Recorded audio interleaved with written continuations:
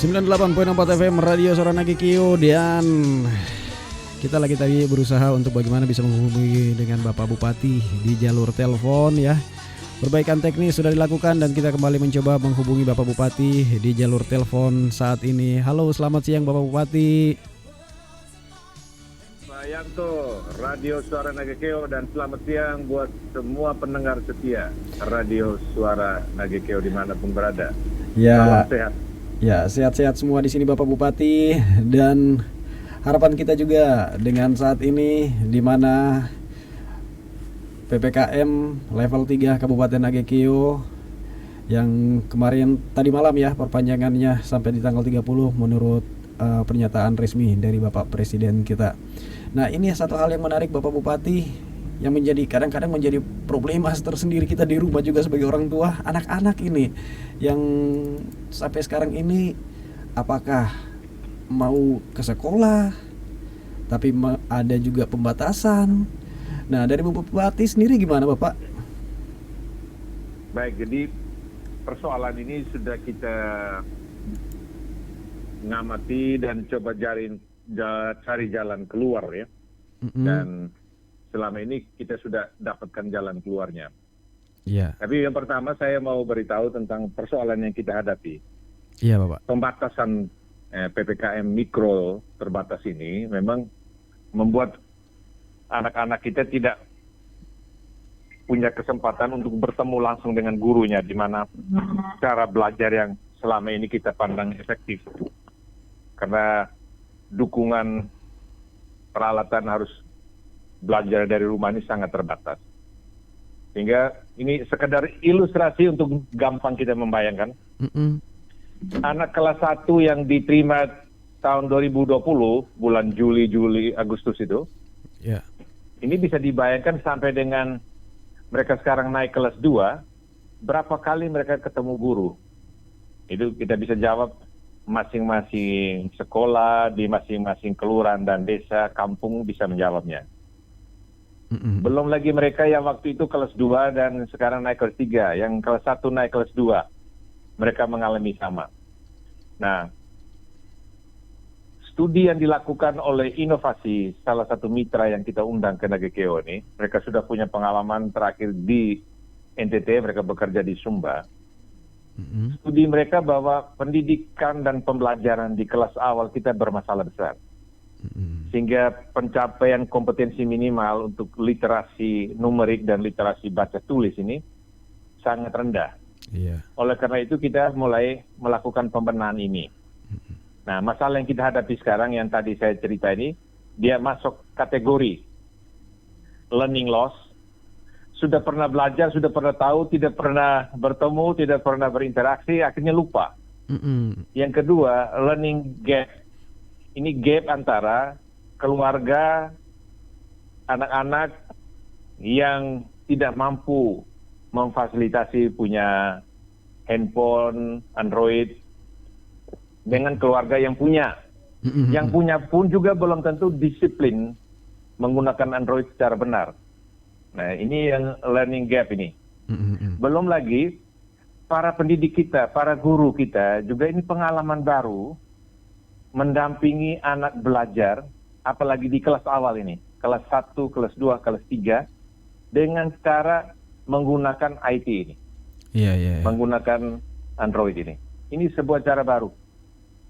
Sehingga di beberapa kesempatan kali lalu ketika angka kita up and down sebelum datangnya yang varietas Delta nih, itu kita masih pakai masuk setengah kelas 2-3 kali seminggu.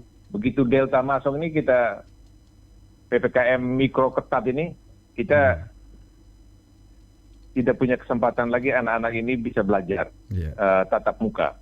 Tadi Bapak Bupati sebut ada mitra yang bakal bersama pemerintahan Kabupaten Nagekeo untuk meningkatkan mutu atau kualitas pendidikan di masa pandemi saat ini. Itu mitranya dari mana Bapak ya?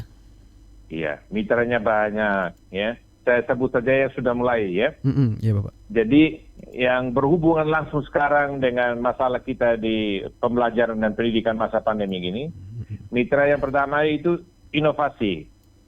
Inovasi ini sudah melakukan tadi yang saya sebut tadi survei cepat, sehingga mereka mengidentifikasi persoalan tadi yang saya sebut ya.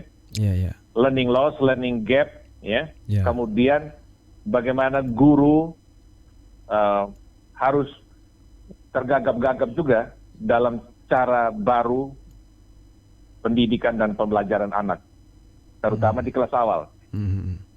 Yang kedua, kita juga punya mitra yang sudah lama membantu kita, itu Taman Baca Pelangi. Dan hari ini mereka sudah melakukan pelatihan daring dengan para guru.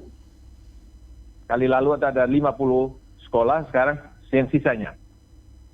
Cara melatih anak membaca dengan media baru ini, digital. Jadi ini cara baru membimbing para guru untuk bisa mendampingi pembelajaran dan pendidikan anak ini. Ya. Ini Taman Baca Pelangi. Ya. Kita juga yang mau masuk ini Sulinama. Ini mereka masuk untuk bagaimana guru menggunakan bahasa ibu sebagai bahasa pengantar pada kelas awal. Anak kelas 1, kelas 2, dan kelas 3 nih. Sehingga anak-anak yang tidak akrab dengan kata-kata tertentu yang tidak biasa digunakan dalam pemakaian sehari, ini dijelaskan dalam bahasa daerah. Begitu. Ya, yang terlibat langsung Bapak dari pemerintah dengan mitra itu dari mana saja Bapak? Bagaimana? Yang terlibat langsung dengan mitra ini, apakah dari para guru atau dari dinas PPO atau dari mana saja Bapak yang terlibat langsung Guru, bersama mitra? Pak. Jadi yang paling utama nih guru, Pak. Guru ya Bapak ya. Dinas ini memfasilitasi, ya. Jadi kita jangan sampai dinas itu support system. Jadi yang utama itu adalah interaksi guru di kelas dan murid. Ini kita balikkan betul ini, ya. Nah, ini yang oleh Menteri Pendidikan Kebudayaan sekarang ini membalikkan betul kita punya cara pikir. Dunia pendidikan ini bukan urus atap, bukan urus dinding, bukan urus turap, ya. Iya. Tapi fokus kita lihat mutu interaksi antara guru dan murid. Jadi kita menghitung kembali dana BOS, dana pendidikan, berapa persen ini dihabiskan untuk meningkatkan kompetensi guru, supaya memperbaiki mutu pendampingan dan pendidikan terhadap anak. Kunjungan kerja, kunjungan saya ke sekolah-sekolah itu saya masuk ke soal itu.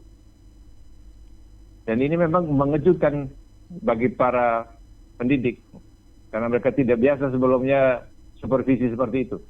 Ya, paling tidak beradaptasi lagi ya Bapak dengan kondisi yang baru nih. Beradaptasi lagi dengan kondisi yang baru nih. Betul, dan kita tidak mungkin balik lagi ke belakang. Iya. Nah, tantangan ini yang paling yang paling sulit sih Bapak di masa pembelajaran sekarang ini Bapak di Kabupaten Nagekeo dari Bapak sendiri gimana? Yang pertama ini kita akui begini. Jadi di Satgas ini nanti sebentar sesi mereka nanti mereka tampilkan, ya. Iya Bapak ya. Nah, jadi sebetulnya yang dibilang tadi ini kayaknya di sekolah tertentu ada kucing-kucingan dengan Satgas yang nggak boleh tatap muka, Satgas datang bubarkan. Iya. Ya, mudah-mudahan tidak terjadi macam itu, ya. Yang betul itu adalah peta kita secara kabupaten itu berasal dari desa kelurahan. Jadi kecamatan juga membuat peta lagi. Desa-desa mana yang hijau, kuning, oranye, merah. Di setiap desa juga membuat peta lagi. RT mana yang merah, oranye, kuning, hijau. Anak-anak yang berasal dari RT yang merah dan oranye dan kuning, jangan pergi ke sekolah untuk tatap muka. Nah, supaya mereka tahu ini kan harus diupdate. Iya Bapak. Iya. Nah, ini yang sekarang kita kejar supaya informasi ini update terus. Iya. Jangan sampai kita hanya melihat skala nasional. Nagekeo itu katanya kuning, tapi harus lebih ke skala mikro, lebih kecilnya lagi di dalam ya Bapak. Oh memang tugas orang di pusat oke begitu, tapi kita sekarang bagaimana itu mendarat Iya, dan operasional dan benar. Nah, kita sudah lama sebelum ini kan kita sudah gaungkan revitalisasi RT, ya kan, Dasawisma. Mereka ini yang paling tahu ada orang sakit atau tidak di situ kan gitu. Iya benar Pak. Jadi kalau mereka sakit, ya anak-anaknya jangan keluar kan, nanti berbahaya bagi dirinya sendiri juga menularkan temannya kan gitu. Iya. Ini Berarti pemahaman ini kita beritahu seperti itu. iya. Berarti kita, Usahakan betul protokol kesehatan. oke Bapak. Kalau yang hijau, dia bisa belajar bersama dengan gurunya di kelas. Nah Arti ini mestinya jadi gini, camat ke desa, desa bergerak ke RT. ya, artinya juga ini ibaratnya dinamis ya Bapak. Kalau sesuai dengan perkembangan juga. Sangat dinamis makanya, Iya. sangat dinamis. Ya. Oke, terakhir yang mau disampaikan dari Bapak Bupati nih buat siswa-siswi yang mungkin sudah kangen Capek. sekali mau ke sekolah, sebaliknya juga para Betul. guru, apa yang mau disampaikan Bapak Bupati? Baik. Ini yang pertama saya beritahu untuk yang SD, para cucuku. Jadi kalau di SD itu cucu saya. Iya ya. Bapak. Para cucuku yang berada di mana saja, ya. Sabar betul, ya, sabar. Ini sekarang tanggal 24, 6 hari lagi asal di RT kalian, di desa atau kelurahan kalian ini sudah hijau, kalian bisa pergi ke sekolah. Ya. Yang penting tetap pakai masker, jangan lupa, ya. Cuci tangan, jangan terlalu dekat dengan teman, ngomong dengan jarak 2 meter, ya. Iya. Jadi berusaha kalau di dalam kelas habis ada masa istirahat, langsung keluar kelas, kosongkan kelas, ya. Sehingga ada pertukaran udara segar kembali di dalam kelas. Itu. Lalu yang paling utama para cucuku, sarapan pagi. Harus sarapan pagi. Kalau tidak sempat, beritahu mama, kakak, siapkan makan pagi, bisa bawa ke sekolah, jam 9-10 di sekolah makan. Ya. Iya. Bawa bekal. Sarapan pagi, bawa bekal. Jadi makan, minum itu harus teratur. Ya. Itu saja Iya. pesan saya. Jadi sabar saja, 1 minggu lagi kalian sudah bisa sekolah. Tapi itu tadi, beritahu kakak, beritahu tante, om, bapak, tetap taat pada protokol kesehatan supaya tidak ada kasus baru lagi. Oke, terima Dan kasih. para guru, ya. Ya, untuk para gurunya bagaimana Bapak? Ya, untuk para guru, ini saat kita untuk terus belajar pengetahuan dan keterampilan baru. Dan terutama, pengetahuan dan keterampilan kita mendampingi anak didik kita belajar. Pasti ada cara baru. Waktu kontak fisik kita yang kurang, kita bisa menggunakan media. Dan ke depan, jangan pernah membayangkan kita berada lama di sebuah kelas. Kelas kita nanti ada kelas virtual. Iya Pak.